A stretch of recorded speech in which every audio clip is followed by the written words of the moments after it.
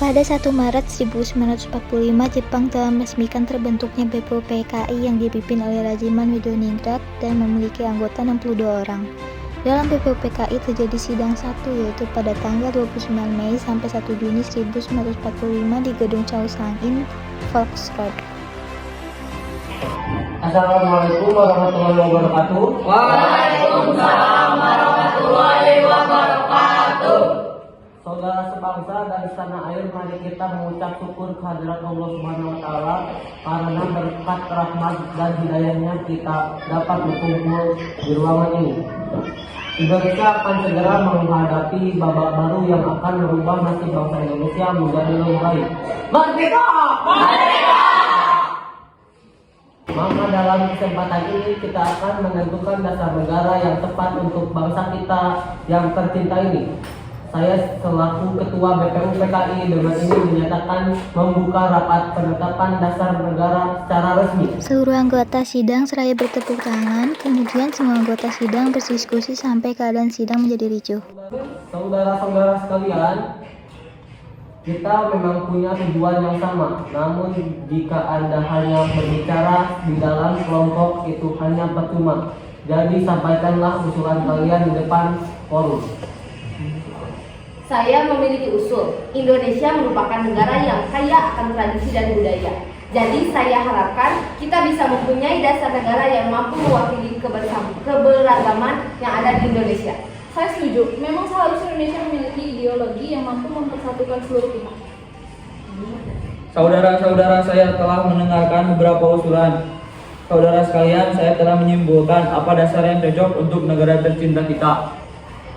Dalam sidang hari ini, saya mengajukan usulan mengenai dasar negara yang berwujud tulisan maupun dalam bentuk lisan. Berikut rumusan secara lisan. 1. Peri kebangsaan. 2. Peri kemanusiaan. 3. Peri ketuhanan. 4. Peri kerakyatan. 5. Peri kesejahteraan rakyat. Secara tertulis: 1. Ketuhanan yang Maha Esa. 2. Kebangsaan Persatuan Indonesia. 3. Rasa kemanusiaan yang adil dan beradab. 4. Kerakyatan yang dipimpin oleh hikmat kebijaksanaan dalam permusyawaratan perwakilan. 5. Keadilan sosial bagi seluruh rakyat Indonesia. Bung Yamin, saya akui pendapat Bung sangat luar biasa. Tapi Bung harus ingat, Indonesia memiliki mayoritas penduduknya Muslim. Jadi dasar negara kita harus berdasarkan pada Islam. Betul Bung, seharusnya Islam lebih diutamakan dalam negara ini. Allahu Akbar. Allahu Akbar. Apa Tuhan? Tidak mendengarkan pernyataan dari Tuan Abi Salim? Kita membutuhkan dasar negara yang menyeluruh, bukan kelompok Anda saja. Keadaan rapat menjadi kisruh dan kacau. Seluruh anggota berdebat sesuai kehendaknya masing-masing. Kemudian, Maramis menengahi persoalan yang terjadi. Tidak bisa begitu. Benar itu. Saya sependapat dengan saudara Muhammad Yamin. Ide saudara sudah baik karena mengandung unsur ketuhanan yang sesungguhnya dan telah mewakili keadaan Indonesia yang beragam agama.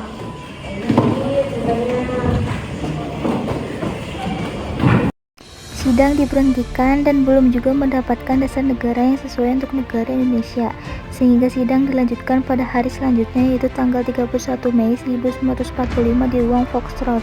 Saudara sebangsa dan setanah air, kita telah mengadakan rapat yang juga mendapatkan titik terang usulan yang tepat. Hari ini kita berkumpul lagi untuk membahas hal yang sama, yaitu dasar negara. Saudara sekalian, silakan jelaskan kembali hasil rapat kemarin.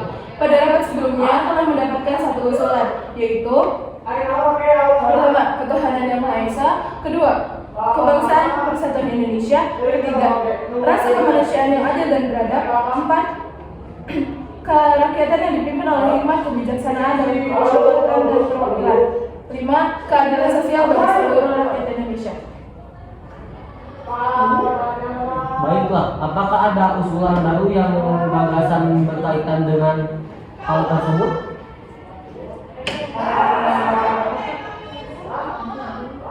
Pada dasarnya, agama hanya tertuju pada satu Tuhan yang sama, yaitu Tuhan yang Maha Esa. Jadi, untuk apa kita memperdebatkannya? Masih banyak hal lain yang lebih penting yang harus dipikirkan.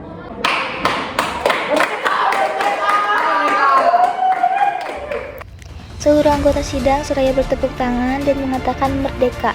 Namun Abdul Qahar tetap tidak setuju. Ia tetap ingin bahwa Indonesia menjadi negara Islam. Kemudian Muhatam menyampaikan pernyataan sebagai penengah. Tapi Bung, saya meyakini bahwa Indonesia tidak bisa disamaratakan seperti itu.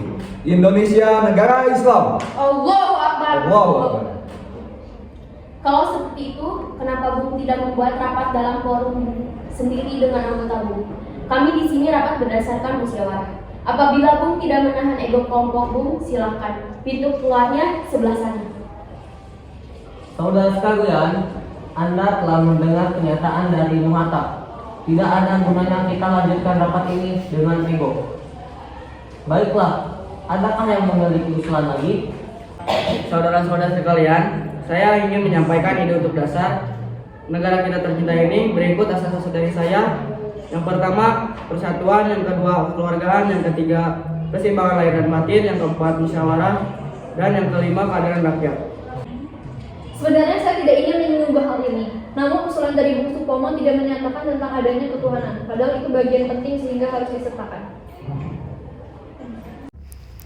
Sidang BPUPKI berlanjut pada tanggal 1 Juni 1945. Keadaan ruang sidang sangat kacau. Semua anggota berdebat hebat mengenai dasar negara yang cocok untuk Indonesia. Kiai Soekarno tidak tahan melihat kegaduhan di ruang sidang. Kemudian, beliau mengambil alih ruangan dan menyampaikan pidato. Terima kasih saudara-saudara sekalian, kita telah berkumpul di ruangan ini selama 3 hari hanya untuk membahas dasar negara kita. Kita masih belum mampu menghasilkan dasar negara yang baik dan cocok untuk negara kita tercinta ini. Setiap kelompok rapat masih saja egois dan lebih mementingkan kelompok-kelompok golongan dibandingkan kepentingan umum. Kita tidak bisa seperti ini. Untuk itu, izinkan saya untuk menyampaikan usulan saya. Kita telah berjuang melawan penjajah. Kita telah bersatu untuk memperjuangkan tanah air tercinta. Maka haruslah kita tanamkan rasa persatuan pada diri generasi-generasi kita. Hal ini merupakan alasan butir pertama, yaitu kebangsaan Indonesia.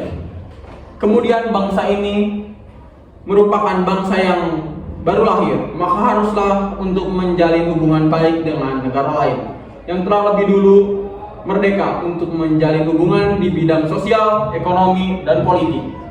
Hal ini merupakan dasar dari butir kedua, yaitu internasionalisme. Budaya dalam negara kita adalah merembukan suatu masalah secara bersama-sama demi mencapai jalan keluar. Hal ini menjadi alasan butir ketiga, yaitu mufakat. Kita tahu bahwa bangsa kita telah dijajah, maka seluruh lapisan masyarakat bangsa kita yaitu harus merasakan apa yang dikatakan dengan merdeka. Hal ini menjadi alasan butir keempat, yaitu kesejahteraan sosial. Yang terakhir, untuk merangkum itu semua, kita semua beragama bukan? Maka kita harus memiliki pedoman, yaitu Tuhan, namun bukan Tuhan dalam agama Islam saja, melainkan mencangkup seluruh agama yang ada di Indonesia, yaitu ketuhanan yang Maha Esa. Demikian usulan dasar negara dari saya. Semoga dapat mewakili pendapat saudara-saudara sekalian. Merdeka!